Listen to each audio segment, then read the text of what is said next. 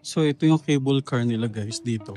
So bago kayo sumakay dyan, magbabayad kayo dito sa booth nila which is 3,000 Armenian dram.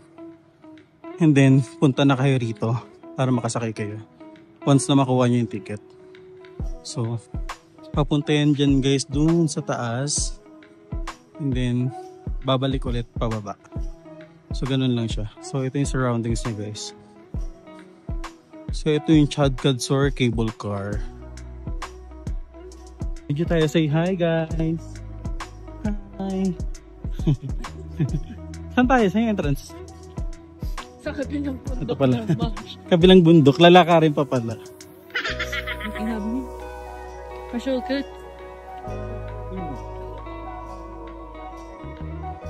Tatap lang ba?